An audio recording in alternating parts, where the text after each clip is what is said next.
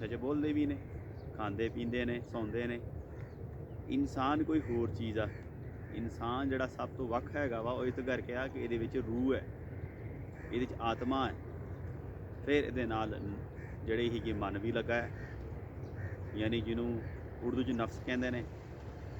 यानी ये हो गया इसकी बॉडी, इसकी आत्मा तो यदा मन।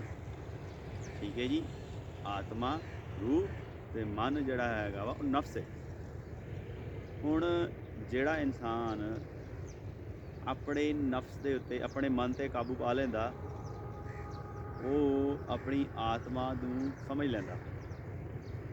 वो आत्मक तौर पर रूहानी तौर पर इन्ना कुछ स्ट्रोंग हो जाता कि वो सारी टेंशनां तो डिप्रैशन तो परेशानियां तो बाहर निकल जाता। उहदे अंदर दी जिहड़ी लालसा है वो मुक जाती है, वो लालच जिहड़ी है ना मुक जाती है।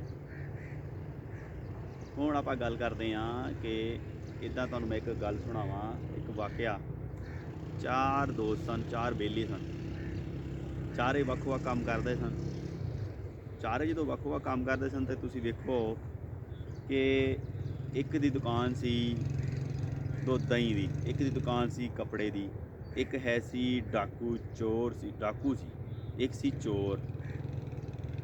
चारे जिहड़ा काम करते हैं, चारे अपने घर वास्ते, अपने बच्चों वास्ते रोटी पानी का प्रबंध करते हैं, उन्हां दी लोड़ां पूरियां करते हैं। लेकिन तुसीं यह वेखो कि साडी सोसाइटी जिहड़ी आ वो चारां दे विच दोहां नूं माड़ा कहेगी।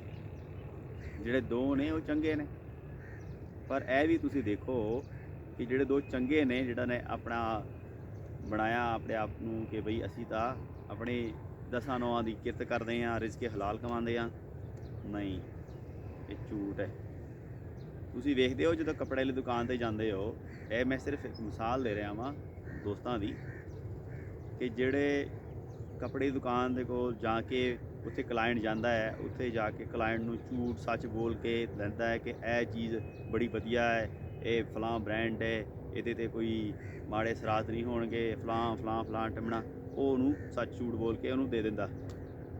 इस तरह जिहड़ा दुध वाला हैगा वा वो भी बड़ा उन्हें लिख के लाया हुंदा कि आ प्योर साडा कोल दुध मिल जाएगा, सानू मक्खण मिल जाएगा, फलां फलां जिहड़ी डेयरी फार्म बनते हैं।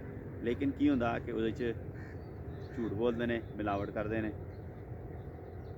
जिहड़ा चोर है, चोर चोरी करता है, लुक चुक के करता है, लेकिन दसदा लोगों नूं, अपने दोस्तों नूं खास करके कि बई मैं तां मार्केटिंग का काम करता। जिहड़ा डाकू हुंदा वो भी दस दिंदा कि भी मेरा फलां थोड़ा बहुत काम हैगा वा, कोई भी दस दिंदा ऐसा काम जिहड़ा कि दोस्तों नूं कहंदे ने ठीक है जी। लेकिन वेखो कि चारे ही दोस्त ने, चारे चंगे काम कर रहे हैं। वो चंगा काम किहड़ा हैगा वा कि वो अपने घर वास्ते, बच्चों वास्ते रोटी का प्रबंध करते हैं, उन्हां दी लोड़ां पूरियां करते हैं। लेकिन तरीके जिहड़े ने ਵੱਖ-ਵੱਖ ने। जिहड़ा मन है, और मन जिहड़ा हैगा वा उन्होंने कहंदा कि यह जिहड़ा काम तू कर रहा हो ना, दुकानदार नूं कहंदा कपड़े वाले नूं कि तू ठीक कर रहा, वधिया काम कर रहा, तू बड़े अच्छी मार्केटिंग तेरे कोल स्किल हैगी है, तू बड़ा लोगों नूं घेरे च लै आंदा। ये बंदा समझदा खरे मैं बहुत चंगा काम करता पिया। जिहड़ा हैगा वा दूजा दुध वाला वो भी बड़ा शातर है, वो कहंदा दी मैं तो बड़े लोगों नूं बेवकूफ़ बनाउंदा पिया, तो मैनूं तो पता है सारी गल्लां दा, लोगों नूं पता ही नहीं, मेरे को ट्रेंड हैगा, मेरे को माइंड हैगा वा। लेकिन वो नफ्स है, वो हैगा मन। मन लोड़ा पूरियां कर दिया धन दियां, विच रह गई आत्मा। आत्मा नूं कोई खुराक नहीं मिली, उन्होंने कोई उहदी सहूलत नहीं पूरी हुई, तो आत्मा जदों उन्होंने खुराक नहीं मिलेगी फिर की होएगा, साडा माइंड, साडा मन चीज़ां होने के बावजूद भी परेशान रहेगा, टेंशन डिप्रैशन च रहेगा। जे तुसीं टेंशन डिप्रैशन का हल चाहना चाहते हो तो मैं तुहानूं एक अपनी इंप्लीमेंट किया तजर्बा किया चीज़ दसांगा। उहदे लई की करना पैंदा कि बहुतियां पढ़ाइयां की लोड़ नहीं है। पाठ पूजा लोग करते हैं, नमाज़ा पढ़ते हैं, दसते हैं सानूं, लेकिन मैं कहना तुसीं टेंशन च क्यों नहीं निकलते। कहना पता नहीं 5 टाइम नमाज़ पढ़ते हैं, कई साडे जिहड़े सुपर कहते असीं नितनेम भी करते हैं, सारा कुछ करते हैं, साडे माइंड के उत्तों प्रैशर टेंशन नहीं खत्म होती। उसकी वजह की है वीरो, जो असीं सारा दिन लोगों नाल झूठ बोल के चीज़ां बेचते हैं, उन्हां दा विश्वासघात करते हैं, तो की होना, जिहड़ी आत्मा है ना ਉਹ ਆਤਮਾ ਦੀ ਆਵਾਜ਼ ਬੰਦੇ ਨੂੰ ਤੰਗ ਕਰਦੀ ਕਿ ਤੂੰ ਗਲਤ ਕਰ ਰਿਹਾ, ਲੇਕਿਨ ਜਿਹੜਾ ਮਨ ਕਹਿੰਦਾ ਉਹ ਕਹਿੰਦਾ ਨਹੀਂ ਕੁਛ ਨਹੀਂ ਹੁੰਦਾ, ਕਰੀ ਜਾ, ਕੁਝ ਨਹੀਂ ਹੁੰਦਾ, ਕਰੀ ਜਾ, ਕੁਝ ਨਹੀਂ ਹੁੰਦਾ, ਸਾਰੀ ਦੁਨੀਆ ਕਰਦੀ ਤੂੰ ਵੀ ਕਰੀ ਜਾ, ਸਾਰੀ ਦੁਨੀਆ ਕਰ। ਐਸੇ ਘਰ ਦੇ ਵਿੱਚ ਨਾ ਜਿਹੜਾ ਹੈਗਾ ਉਹ ਮਨ ਜਿਹੜਾ ਹੈਗਾ ਬੰਦੇ ਨੂੰ ਭੜਕਾਉਂਦਾ ਰਹਿੰਦਾ ਅਤੇ ਤਨ ਦਾ ਬੇੜਾ ਗਰਕ ਹੋ ਜਾਂਦਾ, ਯਾਨੀ ਤਨ ਖੇ ਹੋ ਜਾਂਦਾ। ਤੁਸੀਂ ਵੇਖਦੇ ਹੋ ਕਿ ਜਿਹੜੇ ਅੱਛੇ ਬਹੁਤ ਆਲਾ ਲੋਕ ਨੇ ਦੇ ਜਿਹੜੇ ਸਤਿਗੁਰੂ ਨਾਨਕ ਮਹਾਰਾਜ ਦੀ ਜਿਹੜੀ ਉਹਨਾਂ ਦਾ ਜਿਹੜਾ ਤਨ ਸੀ ਉਹ ਤਨ ਕਿਸੇ ਨੂੰ ਮਿਲਿਆ ਹੀ ਨਹੀਂ ਤੇ ਤਨ ਖੇ ਹੋ ਜਾਂਦੇ ਨੇ, ਮਿੱਟੀ ਹੋ ਜਾਂਦੇ ਨੇ ਇੱਥੇ ਜ਼ਮੀਨ ਦੇ ਵਿੱਚ ਹੀ। ਇਸ ਤਰ੍ਹਾਂ ਹੋਰ ਜਿਹੜੇ ਵਲੀ ਅੱਲਾ ਲੋਕ ਨੇ, ਸੰਤ ਨੇ, ਇਹਨਾਂ ਦੇ ਜਿਹੜੇ ਤਨ ਨੇ ਉਹ ਤਨ ਉਹਨਾਂ ਨੂੰ ਮਿੱਟੀ ਨਹੀਂ ਖਾਂਦੀ, ਉਹਨਾਂ ਨੂੰ ਕੀੜਾ ਨਹੀਂ ਲੱਗਦਾ, ਕਿਉਂਕਿ ਉਹ ਮਨ ਦੀ ਆਵਾਜ਼ ਨਹੀਂ ਸੁਣਦੇ, ਉਹ ਆਪਣੀ ਆਤਮਾ ਦੀ ਆਵਾਜ਼ ਸੁਣਦੇ ਨੇ। ਅਤੇ ਮੈਂ ਗੱਲ ਕਰਨ ਲੱਗਾ ਸੀ ਤੁਹਾਨੂੰ ਕਿ ਇਹਦਾ ਇੱਕ ਤਰੀਕਾ ਇਹ ਹੈਗਾ ਵਾ ਕਿ ਰਾਤ ਨੂੰ ਸੌਣ ਲੱਗ ਤੋਂ ਪਹਿਲੇ ਇੱਕ ਕਾਪੀ ਲੈ ਲੈਣੀ ਹੈ, ਉਹਦੇ ਵਿੱਚ ਤੁਸੀਂ ਲਿਖਾਂਗੇ ਕਿ ਕਾਮ, ਕ੍ਰੋਧ, ਲੋਭ, ਮੋਹ, ਹੰਕਾਰ ਜਿਹੜੇ 5 ਜਿਹੜੇ ਵਿਕਾਰ ਨੇ ਬਹੁਤ ਵੱਡੇ ਨੇ।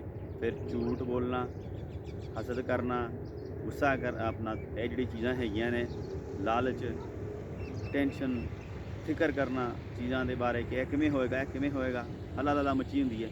ਇਹਨੂੰ ਲਿਖਣਾ ਹੈ, ਇਹਨੂੰ ਲਿਖ ਕੇ ਕਿ ਅੱਜ ਮੈਨੂੰ ਗੁੱਸਾ ਕਿਉਂ ਆਇਆ, ਮੈਂ ਅੱਜ ਲਾਲਚ ਕਿਉਂ ਕੀਤੀ, ਗੁੱਸਾ ਕਿਹਦੇ 'ਤੇ ਆਇਆ, ਕਿਸ ਰੀਜ਼ਨ ਤੋਂ ਆਇਆ, ਆਉਣਾ ਚਾਹੀਦਾ ਵੀ ਸੀ ਇੱਥੇ ਇਸ ਪੁਆਇੰਟ 'ਤੇ ਕਿ ਨਹੀਂ ਸੀ ਆਉਣਾ ਚਾਹੀਦਾ। ਜਦੋਂ ਇਸ ਤਰ੍ਹਾਂ ਤੁਸੀਂ ਚੀਜ਼ਾਂ ਵੀ ਲਿਖੋਗੇ ਕਿ ਤੁਹਾਨੂੰ ਚੀਜ਼ ਆਈ ਅਤੇ ਕਿਉਂ ਆਈ। ਇਹ ਤੁਸੀਂ 7 ਦਿਨ ਤੱਕ ਕਰਨਾ ਹੈ। 7 ਦਿਨ ਬਾਅਦ ਤੁਸੀਂ ਦੇਖੋਗੇ ਤੁਹਾਡੇ ਅੰਦਰ 7 ਦਿਨ ਕਰਨਾ ਹੈ ਅਤੇ ਇਹਦੇ 'ਚ ਕੋਈ ਛੁੱਟੀ ਨਹੀਂ ਕਰਨੀ, ਡੇਲੀ ਰਾਤ ਨੂੰ ਸੌਣ ਲੱਗਿਆ ਕਰਨਾ, ਲਿਖ ਲੈਣਾ ਉਹਨੂੰ।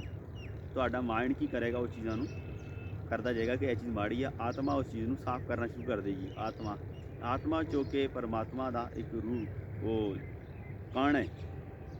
ਜਿਸ ਤਰ੍ਹਾਂ ਇੱਕ ਬੀਜ ਹੁੰਦਾ ਹੈ ਅਤੇ ਬੀਜ ਦੇ ਵਿੱਚ ਅੰਦਰ ਤੁਹਮ ਦੇ ਅੰਦਰ ਹਰ ਚੀਜ਼ ਮੌਜੂਦ ਹੁੰਦੀ ਹੈ।